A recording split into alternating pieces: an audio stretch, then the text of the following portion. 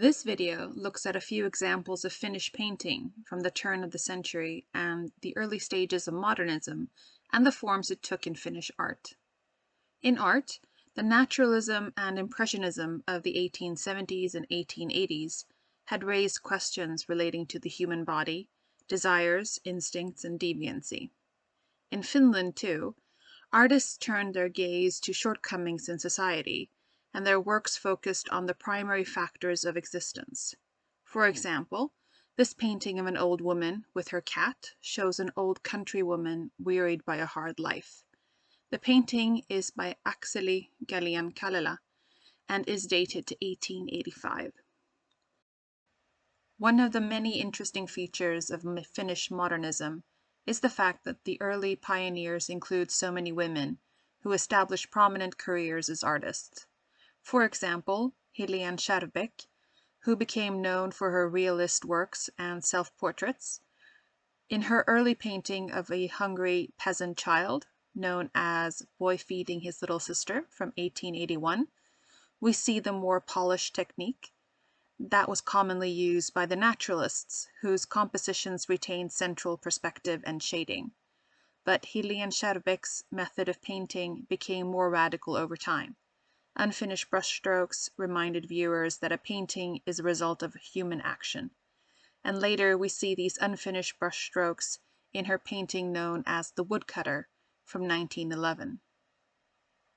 For Finnish artists in the 1850s, the increasing appeal of landscape painting meant both the creation of the ideal and the expression of patriotic feeling. The more skeptical modern artists of the 1890s did still share in the search for and identification of the national and political landscape, but they were also fascinated by the orchestration of landscape equivalents for interpreting private states of mind. Among the pioneers of such themes in Finland was Thesleff. Her early spring painting, Aspens, from 1891, takes the viewer into a state of mind that is difficult to describe in words.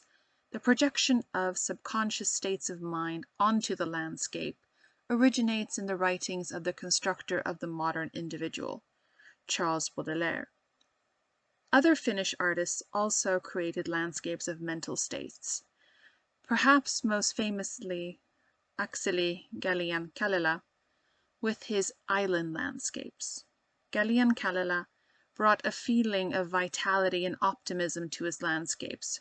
Artists fantasized about an island of dreams, a private, easily defended paradise, exemplified in this painting, Lake Kaitele. The pace of social change further accelerated at the beginning of the 20th century. Empires tottered, individual profit-seeking increased, and the workers' movement became more radical in Finland, too, where universal equal suffrage was introduced in 1906. In art, too, there was greater competition for a place in the sun. Artists increasingly came from the working class, with predominantly young male artists finding success. Women were mercilessly discriminated against, and apparently young, aspiring women artists were almost totally absent from the art world after the turn of the century. Primarily women who had already made a breakthrough in the previous century, such as the previously mentioned Thesleff, continued with successful careers, as did Helene Schjerfbeck. Each of them tried to depict, in her own way, the human being created by the modern world, who shelters behind a mask. Examples of this are Schjerfbeck's clown-faced The Skier, and Thesleff's exotic apparition La Rosa from 1915. These are subtle examples of the exaggerated human types of the New Age.